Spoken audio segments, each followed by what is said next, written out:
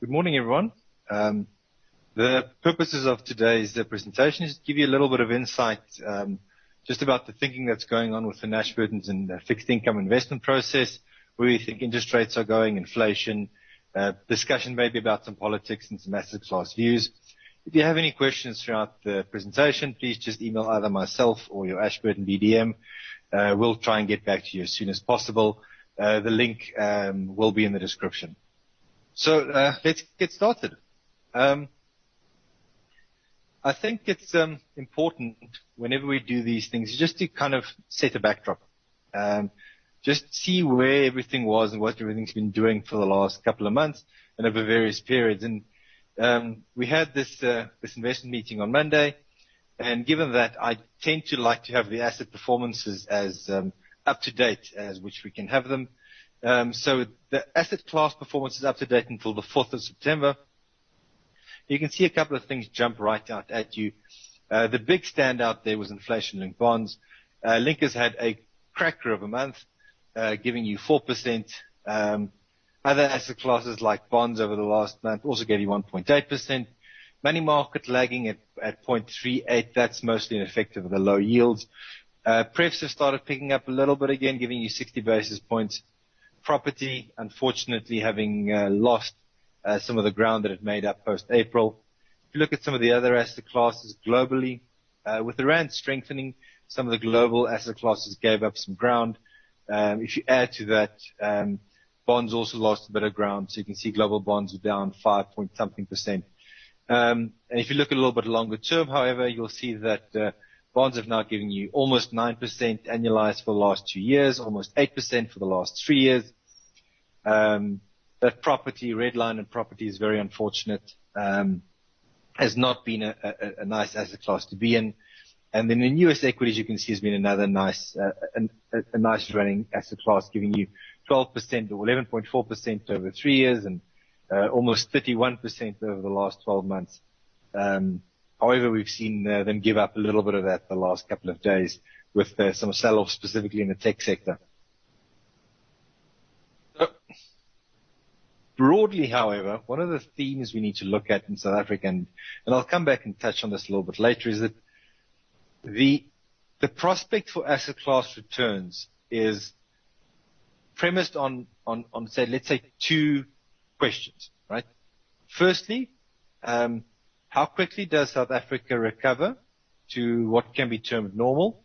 And what does normal mean in the South African context? Because if you look at some of these asset class performances, the chart that's on the screen now, and this is one of the charts we look at effectively every month, is just what has happened to South Africa's asset class performances over cash for the last couple of years. If you look at that chart, you'll see that the low asset class performance, specifically relative to cash, has not been a recent phenomenon. In fact, if you look at SA property, if you look at SA equities, if you look at inflation-linked bonds, all of them have actually been underperforming cash since pretty much the start of 2015. With underperforming cash, meaning that the lines that represent those asset classes trend downwards, right? You can see the green line, which is SA equities. That has actually peaked relative to cash somewhere towards the first or second quarter of 2015 and has actually been on a steadily underperforming trend relative to cash up until prior to this crisis. And that has just been exacerbated recently. The same thing is true for all of the other asset classes with the exception of bonds. So of the local South African asset classes, cash and bonds have kind of been the safe havens. Now, with a recent cut in repo rates, cash performances, money market performances, and views going forward have dropped. Money market fund is likely going to give you about 1% above the repo rate for the next 12 months. So give or take about 4.5%. And stable income is hopefully going to give you about 1% above that, giving you about 5.5% above of returns. Now, while those return numbers are still relatively good from a real return perspective, we know that the income that people need quite often doesn't change just because the inflation is lower. People are looking for higher returns. So how do we get them? And where can we maybe source some of those numbers? Well, firstly, let's look abroad, right? This is the US 10-year bond yield. It's one of those other metrics that we look at perpetually. We're going to be having these calls every month, hopefully from now on. And the US 10 and several of these slides are going to be recurring themes throughout the presentation pack. What you can see there is that the US 10 year is currently at about 0.7%. That is actually a little bit lower than what people expect inflation to be. So the real rate on US bonds is actually below, US nominal bonds is actually quite a bit below inflation. If you take a step into the US inflation-linked bonds, those are called TIPS. It stands for Treasury Inflation Protected Securities. And you can see that these are currently yielding negative 1%. So you've got a 10-year government bond in the US that guarantees you a negative 1% or 1% below inflation return for the next 10 years. If you compare that to our inflation-linked bonds, which depending on when you bought them and depending where on the curve you buy, is anywhere between a positive 2% and a positive 4% inflation-linked return, you can start seeing why we think the South African fixed income market still offers opportunities. Now, what are some of the things that are driving everything from low rates to low yields to flows into other asset classes and markets? Well, we know that part of it is that the rate, the Fed's fund rates, the policy rates across much of the world is actually either close to zero or at zero. At the same time, we know that several of the central banks, the Fed included, are buying significant amounts of assets. If you look at this chart, this is the Fed balance sheet. You can see how that has expanded since 2005. There was a recent little bit of a blip there a couple of months ago where it peaked and then dropped off. That's primarily as a result of swap lines between the Fed and other central banks winding off as the other central banks decided that they no longer need those lines. But we can see that the upward trend in the last couple of weeks has resumed, although it has slowed down a little bit from the almost manic expansion that we saw during March and April. Another quick thing that we tend to look at is just where credit spreads are around the world. And one of the more interesting ones for me to look at is the EMBI. It's the JP Morgan Emerging Market Bond Index spread. It looks at a range of emerging markets across the world, and it calculates just the average spread on the various issuances included in that index. And you can see a similar kind of pattern. You will see a similar kind of pattern developing in that there's this spike in yields in March and April, and then there's this downward trend that's been correcting. The EMBI is still trading at above the 15-year average, but the recent rally in spread has made it trade through the 50, 100, and 200-day moving averages, and it's been mostly steady now for the last month or so, following on from a couple months strong rally in that index. Another one just to quickly look at, that's the currency. We can see that several of the emerging markets has seen currency rallies in the last couple of weeks, either from the start or the middle of August. The one exception there is Turkey. Turkey is now trading at the weakest level that it's seen thus far this year, whereas both Iran and Brazil and several other countries have recovered in the last couple of weeks. This is a nice chart just to show for the last 12 months what various asset classes have done around the world. You'll see right there at the top, gold and spot is up almost 30% over the last 12 months. That has retraced a little bit from the peak. You can also see there the S&P 500 is up about 20% over the last 12 months. There's been a slight retracement there as well. And then that ranges all the way to the bottom there, SA property, which is down at almost 50% down for the last 12 months. And then the rest of the chart, you can see a range of other asset classes, preference shares down 15%. But apart from preference shares, most of the asset classes are either flat or up over a 12-month period, contrasting strongly with what we saw in March.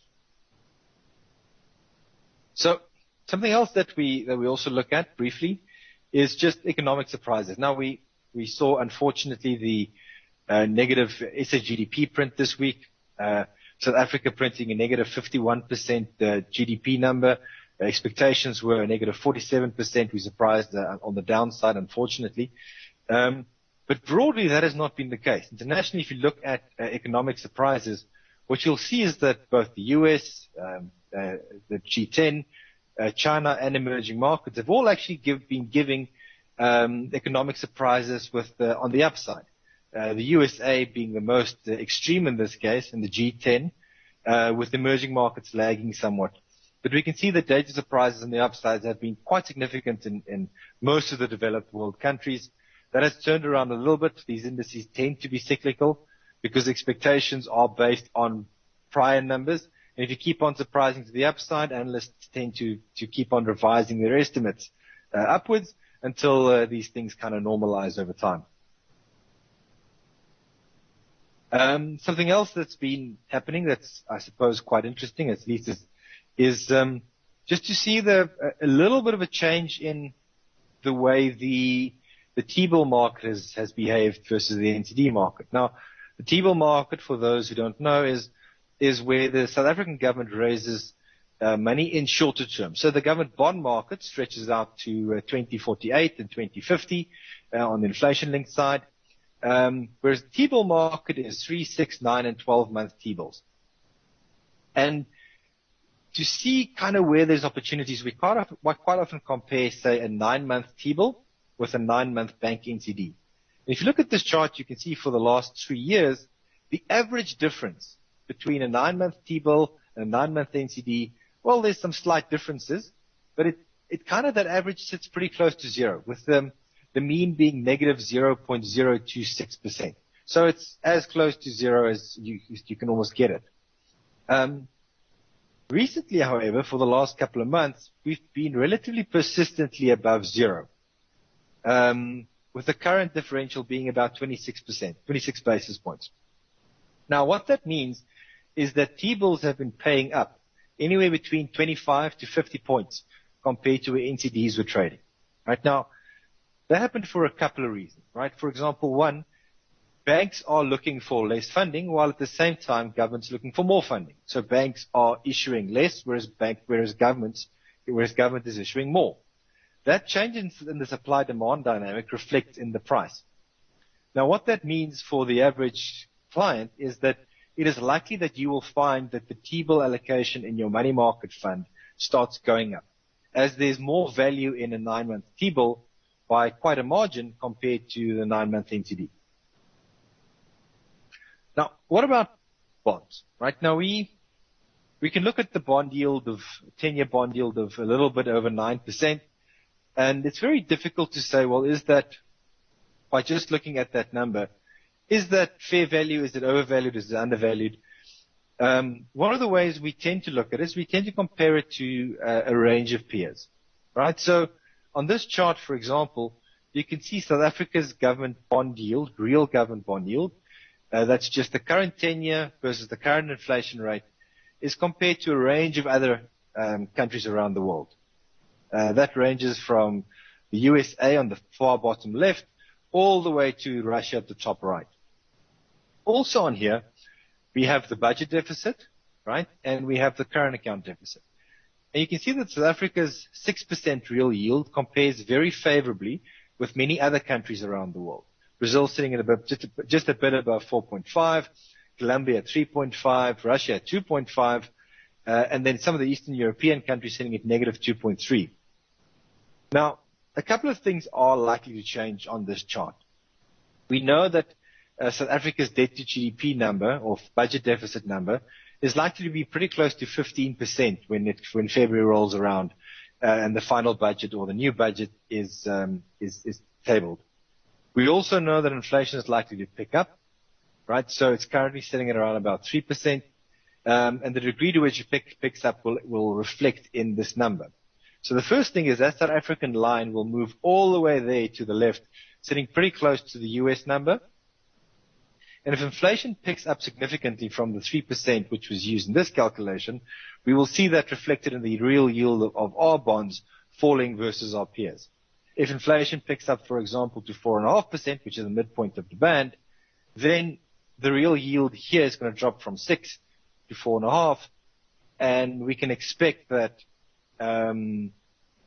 we will be comparing significantly less favorably with many of our peers.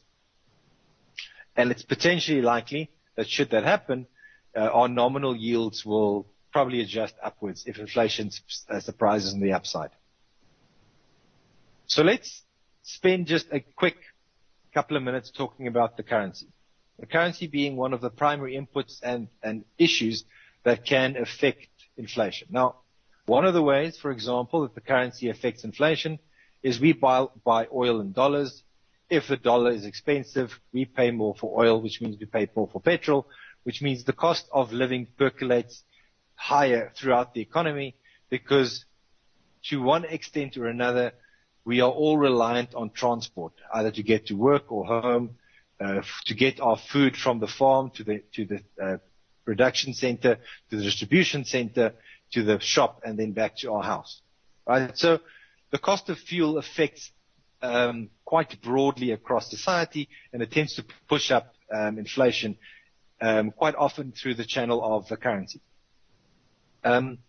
We expect that the rand is likely to continue to grind stronger over the next 18 months towards the end of next year, with the rand probably sitting between 16 to 16.50 at the end of next year. It's likely to remain very volatile. The rand has always been one of the most volatile currencies in the world. It trades from early in the morning while we're all still sleeping. It starts trading in Japan, and it trades until the close of the U.S. markets, 9, 10 o'clock at night. So it has a very extended trading day across different jurisdictions, and it tends to be quite volatile as a result. So let's talk quickly about credit. Now, we know that credit is one of the primary inputs into a range of the portfolios that we run for clients, whether that's the money market fund, which has exposure only to the big 5 South African banks, or whether it's the stable income fund, which has exposure to the banks plus a little bit of non-corporate credit, or non-bank corporate credit. So what's on the screen at the moment is just the 1-year probability of default of the big South African banks. You can see the light blue is FirstRand, the dark blue Standard Bank. We've got Nedbank and Absa, and all this data is from Bloomberg. It shows just the 1-year probability of default work based on what's called the Black-Scholes-Merton distance to default model. And it shows that the probability of default for FirstRand over a 1-year basis is pretty close to 0.2%. Just to put that in perspective, Goldman Sachs, according to the same measure, is about 0.15%. So it's very, very comparable to some of the large international banks. And you can see some of the other banks having higher probability of default. But none of the South African banks actually breached the 0.7 or 0.75% number. They all are still judged to be actually quite safe on this measure. One of the other things we've seen in the last couple of months is the persistent expectation that cash rates, so cash on call, cash in a bank account, is likely going to keep on falling for the foreseeable future. And that was true up until now last week, where we saw that for the first time in the last couple of months, our expectation for what cash rates are going to be has actually started to rise again. So we expect that cash on call, cash in a bank account for large corporate institutionals, places like ourselves, it's probably going to be around about just a little bit above 3%, call it 3.2% for the next 12 months. That's based broadly on what rate expectations are in the market and how many interest rate cuts or hikes are priced in. Something else that we look at quite a lot is just evaluation on the South African bonds, and there are a range of different ways that you can do it. What we've done in this model is we looked at the US 10-year, we've looked at the EMBI, we've looked at the 1-year swap rate in South Africa to get a decent idea of where we think our bonds should trade. And then we've also incorporated the government debt, outstanding government debt, to give us an idea of at what level of government debt we feel the bonds are quite fairly valued. And when you solve for that, at about an 85% debt to GDP ratio, our government bonds are approximately fairly valued according to this model and current metrics. Now, how does that kind of pass through into what we think about debt to GDP, South Africa's bond valuations, is that given where bonds are trading at the moment, we think that they are broadly fairly valued. We're not expecting significant rallies in yields. We're not expecting significant sell-offs. We are, however, expecting that bonds will continue to remain more volatile than we've gotten used to up until, let's say, for example, the end of 2019. We've got to remember that to a large degree, South Africa has changed the nature of our foreign investor profile. We've lost quite a few or quite a large percentage of index-based investors, and we've gained, let's say, more hot money investors. This change in investor profile is likely to lead to a bond market that is more volatile, right? We're getting a lower percentage of sustainable index flows and a higher percentage of hot money hedge fund flows, right? So, or trading flows, depending on how you want to see it.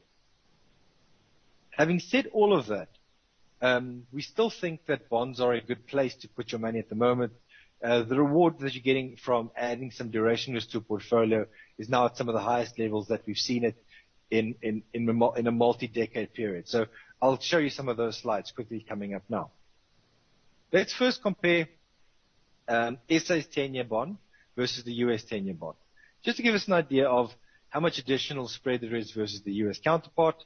And you'll see that we are actually trading at a relatively, let's say, extended valuations there, but we've kind of remained in this range now for the last couple of months.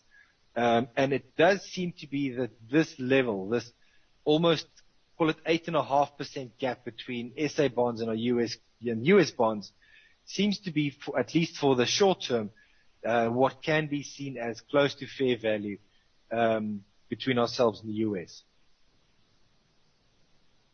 This chart is, let's call it an indication of the reward for duration. What is the gap between a SA 10-year bond and a 1-year NCD, right? So an SA 10-year bond is currently yielding about 9.4%, and a 1-year NCD, when we did this, was yielding about 3.8%. That gap is effectively the reward you're getting for taking on term and duration risk, additional term risk, additional duration risk. And that sits at about 5.6%, which is the highest number that it's set at least for the last 2 decades. You are now being rewarded more for taking duration risk in this country than you have ever been in the last 20 years. Now, that is inarguable. The question is not, is that true or not? The question is, do we think you are being rewarded sufficiently for the degree of risk that you're taking? We have to admit, all of us, that South Africa's government bonds have become riskier, with the debt to GDP ratio rising, with bad GDP growth numbers this year, and potentially a difficult economic environment going forward. South Africa's bonds have become riskier. That's why you are now getting between 6 to 8% real yields, depending on where you're investing in the curve.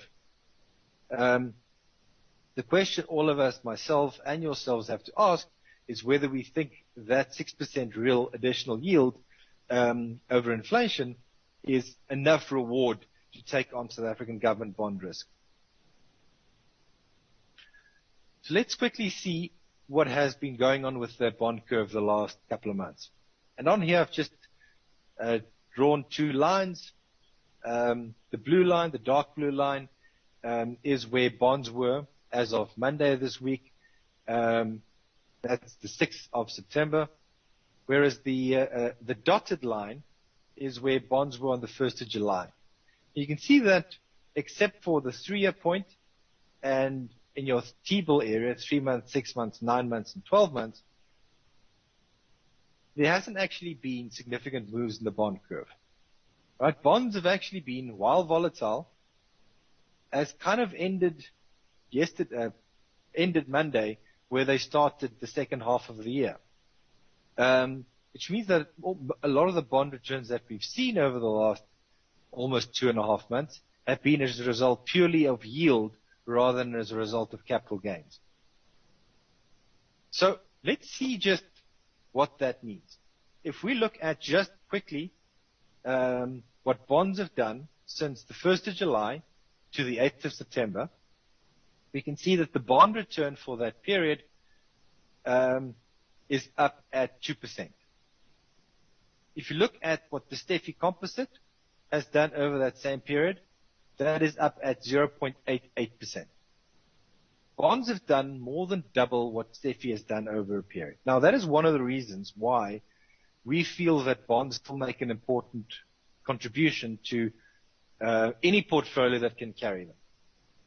It's also one of the reasons why we are currently underweight cash, not because we are negative credit in South Africa, but because the base rate, the JIBAR rate, is now so low, whereas the base rate for bonds, just government bonds, is so high. You do not require that bonds rally. Bonds can remain at current yield levels effectively for the next 1 year, 2 year, 3 years, and you will get very, very good returns from bonds in excess of what you can get from cash and linkers and many other asset classes. And that is one of the reasons we think that bonds are still overweight, and one of the reasons we are still overweight bonds in many of our portfolios, including the balanced fund. So let's just talk about what we think bonds can do over the next, say, 12 months. Because there are two components to a bond performance number. Right? The first one is the yield, right? And that's what we've now seen happening over the last month or two, is that bonds have returned 2% primarily as a result of yield. Over a 1 year horizon, however, we do expect that some bonds, specifically bonds closer towards the front end of the curve, your shorter term bonds, that these bonds will see some capital gains. Not because we necessarily expect the curve to rally, but because of the steepness of the yield curve. If you look at the gap between a 9-year bond and a 10-year bond, right, the only reason the 10-year bond's yield is higher is because the term is a year longer. Over a year from now, your 9-year bond will be 8-year, your 10-year bond will be 9, and your 11-year bond will be 10. All of your bonds are rolling down the curve. And even if your yield curve stays flat, you can expect some yield compression purely as a result of a reduction in term outstanding in the bonds. So what does that look like in practice? Right? If you look, for example, at that area of the curve that we've just discussed, your 2030 is a 9.5-year bond, your 213 is a 10.5-year bond, your 2032 is a year longer. And your 2030 rolls down. In other words, the curve is so steep from 9.5 years to 8.5 years that we expect the yield to be over 40 points, effectively 42 points lower, purely as a result of a lower term. That is, if the yield curve stays exactly the same as it is, there's no changes in the yield curve, you lock that in position, then the 2030 is likely to be yielding effectively 40 basis points, 0.4% less a year from now than it is today. Your 213s rolling down also 1 year is likely to sit where the 2030s sit today. So your 2030s are at 922, your 213s are at 969, and a year from now the 213s are likely to sit at 9.22%. Now obviously we know that the yield curve is unlikely to be exactly the same a year from now as it is today. But this gives you an idea. It gives you a starting place. Because now knowing the initial yield and a 1 year projected yield change, we can say, well, what is the expected return if the yield stays exactly as it is? Your R186 will give you 10%. Your 2035s can give you up to 13%. But then we run two more scenarios. You say, well, what happens if yields are up 50 basis points? If your entire yield curve shifts up 50 basis points, then the returns are on the next column. Whereas what happens if we see significant foreign flows and the entire yield curve shifts down 50 basis points? Then the bond returns are that next column. So that combination of factors is what drives our view of bond returns. Right? We expect that bond returns are likely going to be in South Africa somewhere in the 8 to 14% range for the next 12 months. Right? If the yield curve shifts up by 50 basis points, bonds are likely going to give you about 8%. And if yield curve kind of stays where it is, where we think is now fair valued, that's kind of going to give you about 14%. We are not pricing in a 50 basis point yield reduction. That is not part of our base case view. But if that does happen, bonds will give you anywhere from 13 to 17%. We think that the 8 to 14% number is a much more possible range that you can get out of bonds for the next 12 months.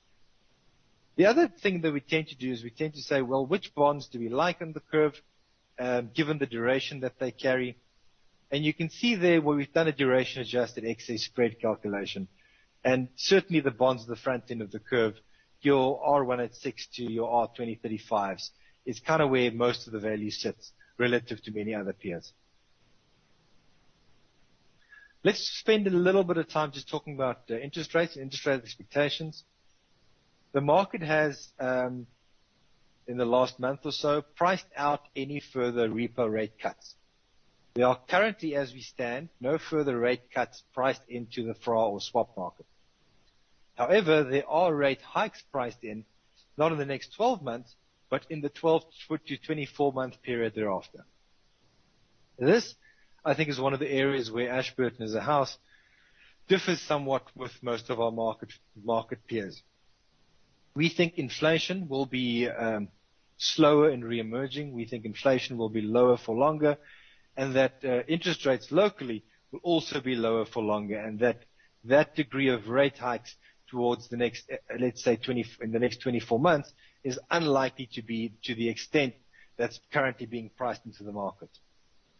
But just to be sure, we actually had a look at what several of our peers and several of our internal people have asked. So we compared ABSA Investment Bank, HSBC Investment Bank inflation forecasts alongside the FNB and RMB numbers. And we also looked at Bloomberg consensus numbers. And what you see there is that our inflation expectations are lower than some of our peers. However, it's also lower than some of the Bloomberg consensus numbers. However, combining that data to give us a bit of a median number seems to indicate that, well, inflation is likely going to be around about 3% up until March next year. Then there is a bit of a spike in inflation priced in towards June next year. That's true as a result of base effects for everyone. All of our peers, as well as Bloomberg, has this brief transitory spike priced into inflation, at which point inflation then trends upwards towards maybe 4% at the end of next year. And we feel that the risk to that number is more on the downside. So we feel inflation is likely to be towards the end of next year, somewhere between 3.5% and 4%, which, if true, will mean that the Reserve Bank has a little bit more space to keep its interest rate hikes on hold for longer than many might fear. And then if you look at what the possible set of return ranges are for a range of asset classes, inflation-linked bonds over the next year will then give you somewhere in the order of 8 to 8.5% if your entry and exit level yields on your I-2033s remain kind of broadly similar. That gives you a bit of a matrix for where you think and what the I-2033 can do, given where you exit on the yield and given what inflation is over that period. The last thing I just want to talk about is just quickly talk about what's happened in the inflation market. This is not a market that's that well known. It trades quite a bit different from the nominal bond market. The split in issuance in South Africa used to be about 80-20, with about 20% of bonds being nominal, about 80% of bonds being nominal, about 20% of bonds being linkers. We have seen an increase in linker issuance, which is likely to shift that balance a little bit, which is likely also to mean that that market is going to be a little bit more interesting for the next couple of years. And what we saw in August specifically is that linkers had a very, very strong month. Right? Inflation-linked bonds rallied very strongly. For example, you had your I-2025, that's a bond that matures in 2025, It peaked somewhere in July at about 4%, and it actually rallied to 2.75% real yield over the last 2 months. And we can see the same pattern holding true across the curve, with the biggest rallies being reserved for your shorter-term linkers. And we can see how that has now dropped. However, given that some of the bonds at the longer end of the curve, for example, you've got an I-2038, is still yielding 4.5% in real terms, which is, while not as attractive as it was at about 5%, is still quite attractive over the long term. But there will be that bond is also likely to still remain and be relatively volatile. One of the last slides I just want to talk to you about is I just call it a reward for risk slide. On this slide shows let's call it the primary asset classes in the local fixed income environment. The turquoise line is not quite cash, but let's call it a cash rate. It's the 1-year NCD rate. It's the return you can get on a 1-year NCD at one of the big 4 and big 5 South African banks. The dark blue line is the yield on one of the, let's call them medium-term inflation-linked bonds in South Africa. It's the I-2033. The back end of our linker curve stretches out to 2050, and you can see where that line sits as well. The orange line, that's the yield you get on a 10-year bond in South Africa, and then the red and the green lines are the yields on property and preference shares. Now, the takeaway here is that if you look at large parts of the period from over the last couple of decades, there are significant time periods where the reward that you got for taking risk outside of cash wasn't significant. If you look at 2016, for example, there was a couple of days where your 1-year NCD and your 10-year bond were yielding the same rates, right?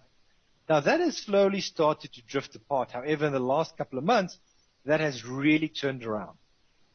So, for example, you can see that the gap between 1-year cash and these other asset classes are at a level where they haven't been in the last decade. Now, what does that mean practically? We know that clients tend to be risk-seeking when interest rates are low. We've seen that happen in many of the offshore jurisdictions where money market and cash on call accounts are and have been low for quite a while. And we also know that this risk-seeking behavior tends to be exacerbated the lower interest rates become. Because if you think about what a cash on call account pays, it pays approximately 3%, depending on how big of a client you are. Now, and the money market fund pays between 4 to 4.5. Now, that 1% gap doesn't seem like a lot when cash on call is yielding 6.5 and money market's yielding 7.5. But when cash in a bank account's earning 3 and the money market's sitting at 4, that additional 1% in yield starts looking very attractive. And we've seen historically that investor behavior drives money from those, let's call them more lazy deposits, to a money market portfolio. And that same kind of behavior, that same general theme, drives money from a money market fund to a stable income fund, and from a stable income fund to something like an SA income or a diversified income fund. The portfolios that can take a little bit more risk, that have more options, that can buy an inflation-linked bond, that can buy a government bond, or maybe property or offshore assets. Those portfolios are likely to give you a greater return over the next 12 to 18 months compared to a portfolio like stable income and money market than that difference was, let's say, up until the end of 2018. One of the things that marked the couple of years up to 2018 was that these multi-asset portfolios didn't really outperform funds like stable income significantly or meaningfully. And that's helped the portfolios like stable grow quite significantly in those periods. Now, while stable is still likely to benefit from flows from a money market fund and from cash on call accounts, it is also likely that we are about to see clients in portfolios like stable income look for alternatives. Now, that is things like an SA income where you can buy bonds, or Ashburton diversified income. And it's likely that those portfolios, 12 months from now, we will look back and see that there a bit of a performance gap that has opened up in portfolios that can take a little bit of additional risk. At Ashburton, we are fortunate in that we have portfolios in all of these various areas, and we can have a discussion about which portfolio might be suited for the individual client.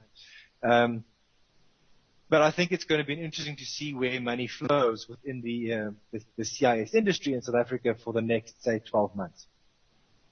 Now, that is our presentation for today.